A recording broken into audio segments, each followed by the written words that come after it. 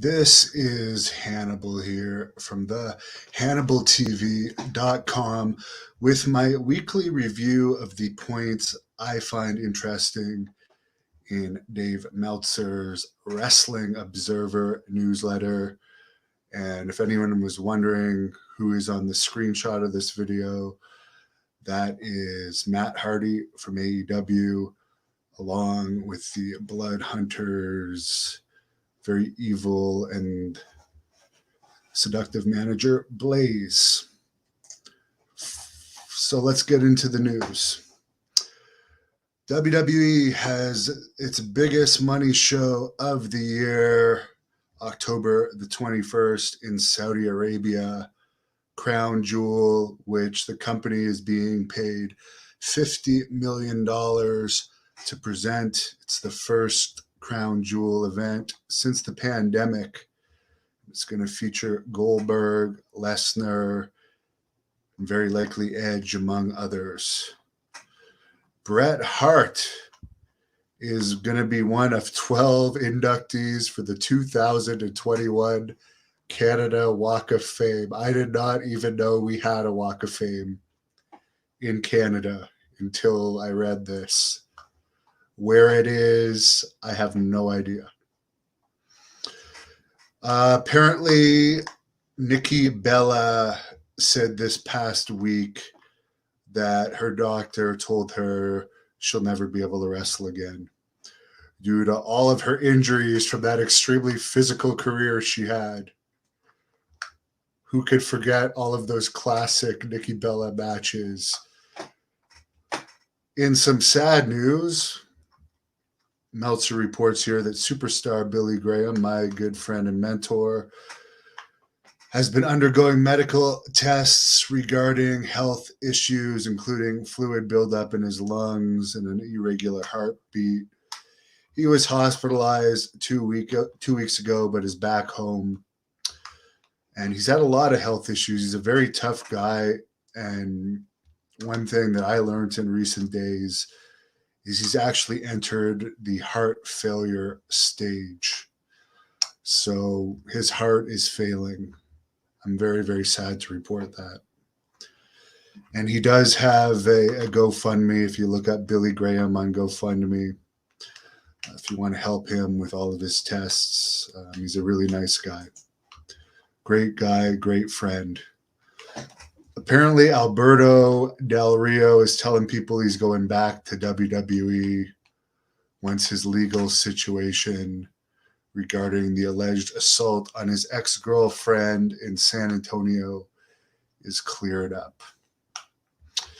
For the UBS Arena event that Raw is coming to on November 29th and Dynamite is coming to on December 8th, Raw has only sold 2,755 tickets, and Dynamite has sold 7,392 tickets.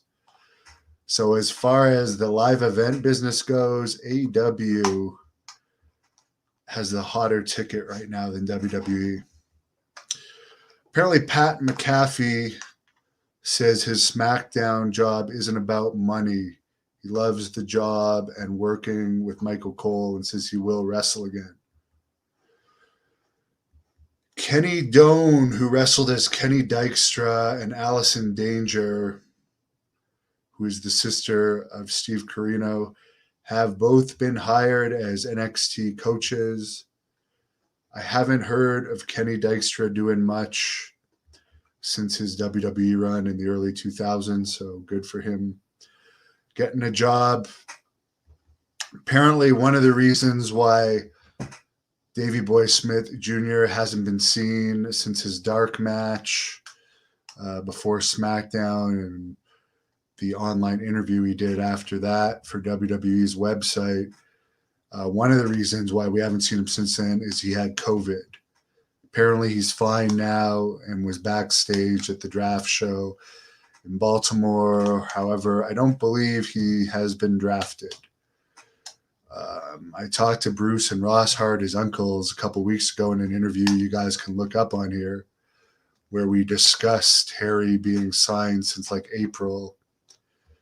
And at least he's getting a paycheck. He hasn't, I think he's had the one match and done the one promo after, and he's been paid. But I hate to see him being wasted like this. As far as the October 1st SmackDown taping in Baltimore, the show drew 7,232 fans with 5,200 paid. The October 4th Raw taping in Nashville drew 5,400 fans with 3,700 paid. The Dynamite 2-year anniversary special from Philadelphia this week had 6,800 paid. There doesn't seem to be a number figure for how many people were at Rampage last week.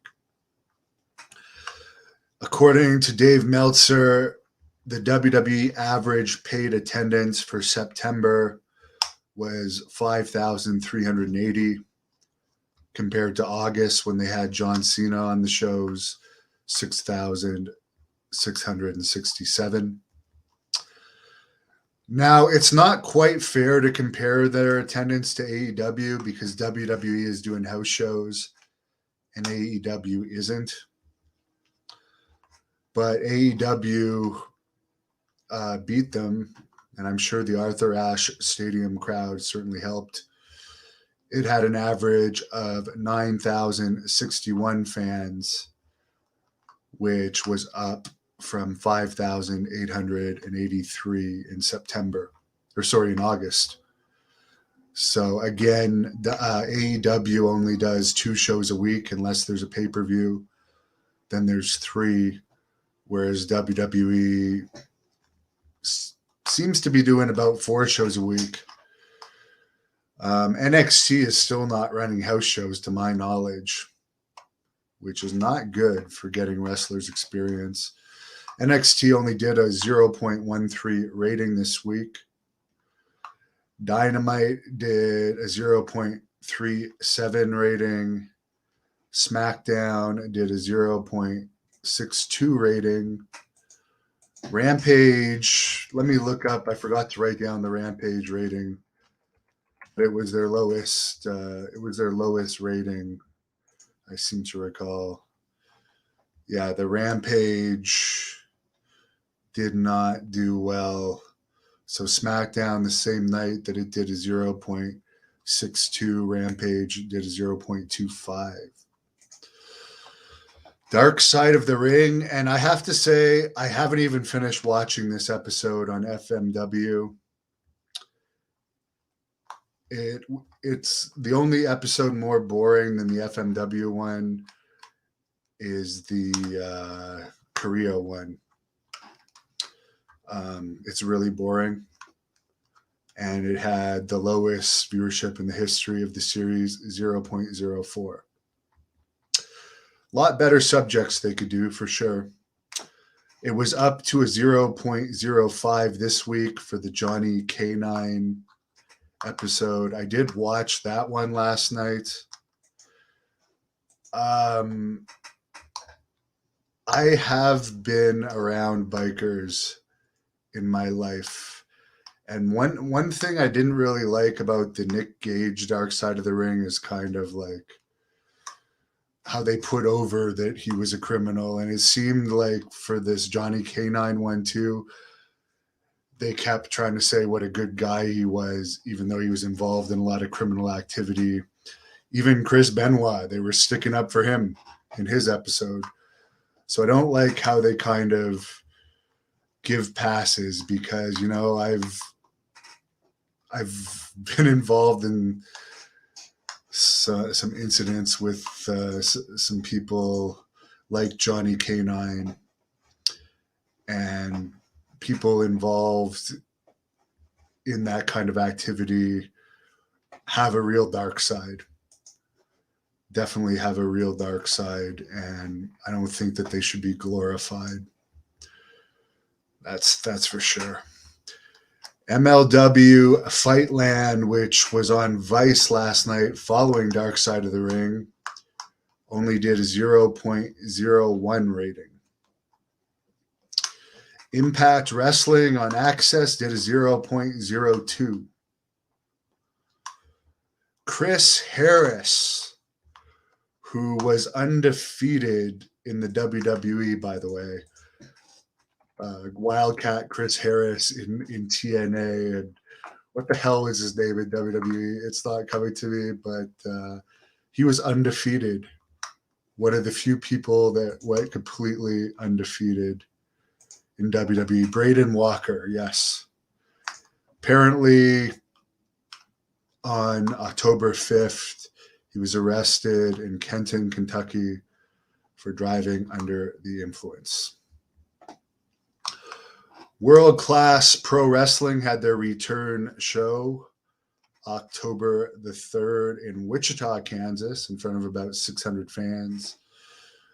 Kurt Gannon defeated Double D with Erica Torres. Rodney Mack defeated Flex Zebra. AWR champion The Outlaw with Merrick McMichaels and Trixie defeated Dmitry Alexandrov. Devastation Reborn defeated the Step Brothers. Texas heavyweight champion The Blood Hunter, managed by the gorgeous Blaze, defeated ECW original and former WWE and WCW superstar The Sandman. Gino Medina defeated Gideon Vane. Jerry the Boss Bostic defeated Kyle Hawk, who was robbed over the weekend in a carjacking. Sorry to hear that, Kyle. Moonshine Mantell defeated Jacob Fatu. Marty Bell defeated Erica Torres. Matt Hardy and Fuego del Sol went to a no decision when there was interference that led to Matt Hardy and Fuego del Sol teaming up to defeat Gideon Vane and Thorn the Hunter. So, great return event for World Class Pro Wrestling. Their next event is December the 11th at Southern Junction in Irving, Texas, featuring Mankind, QT Marshall, the Von Erich Boys, the Blood Hunter managed by Blaze versus Carlito, and a lot more. And that is going to be the start of monthly events at Southern Junction in Dallas. I believe Kevin Sullivan and Eric Embry are also going to be at Southern Junction in Dallas, as they are now booking for World Class. In UFC news, Conor McGregor revealed that the number of buys for his January 21st fight versus Dustin Poirier was 1,504,737. So that was their first fight. The rematch apparently probably broke that record. So say what you want about McGregor. Those are huge buys. The Francis Ngannou versus Cyril Gane heavyweight title unification match in the UFC is scheduled for January 22nd in Las Vegas. I like both of those guys, but I do say that Ngannou is the true heavyweight champion. Some sad news: bare knuckle fighting championships happened on October 4th. And Justin Thornton, who was 38, passed away after injuries that took place in his fight. So sorry to hear about that. He was knocked out in 19 seconds by Dylan Klecker. I don't think they pay very much for bare knuckle fighting, from what I understand. Remember when who was that gay porn star guy that was in WWE? The gay porn star guy that was in WWE, he was saying he was going to go into bare knuckle fighting. So did Braun Strowman at one point. It's like they're not going to pay you guys anything what you made in WWE, and it's going to be real and it's going to be bare knuckle. I don't think you're going to do it. Thanks, Maria, for the $5 tip. Why is his name not coming to me? I'm going to search up gay porn star WWE.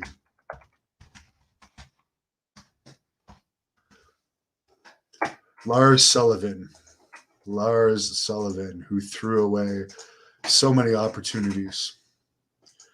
Colonel Quail Piper is sleeping at my feet right now. Hello to Herb Simmons. Malik, I agree with you. Hottest manager in professional wrestling, and I'm sure is going to manage the Blood Hunter all the way to the top of the professional wrestling business. Hello, Scott. Jared's excited for Crown Jewel.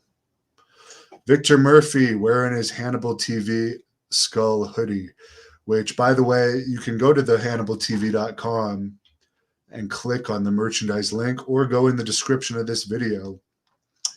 We do have a lot of merchandise, and especially in this fall weather, these hoodies are very comfortable. This one is a Hannibal 420 hoodie. Hello to Pubert, watching on our Great North Wrestling Twitch stream. Danny, does Canada have a Hall of Fame? There's a Hockey Hall of Fame. Paladin's a big AEW fan.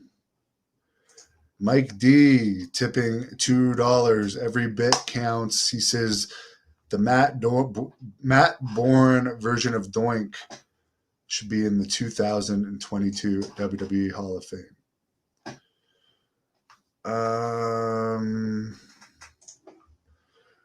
Jared likes the way that I pronounce McAfee. Real Nick likes that I'm hydrating. Well, I'm about to do my 11-mile run. It's actually beautiful weather out here for October. This is going to be my third workout of the day. I did legs, I did chest, I did back. Now I'm going to run. So I'm on actually quite a good roll here. Malik loved my Tony Atlas interview. Chris says RIP. Reggie Parks. MC, I don't think NXT is doing pay-per-views anymore either, but who knows? Wendell, have I watched the TV show Heels? A lot of people have asked me to. Some people have actually been annoying me about it, and I just have no interest in watching it. No interest at all in watching it. Oh, you can be a biker and be a good person. Well, tell that to their victims. Tell that to their victims. That's all I have to say. Carlos is an MLW fan. I like a lot of the people in MLW. I like Joseph Samael. I like Jacob Fatu. Scott, well, the weed is now legal in Canada, so you can get pretty much whatever you want. I can walk up my street and within 15 minutes pass 3 places where you can buy weed. And you can get pretty much whatever you want, so yeah. Thoughts on Fury versus Wilder? I haven't really been paying attention to it. When is my next UFO video, Carlos? It's very hard to find credible UFO people to talk to. I'm always looking, though. Yes, Wendell, you can grow it in Canada, but I'm hardly a Martha Stewart type. And I'd rather take the drops That's the healthiest way to take them, or vape. But if someone wants to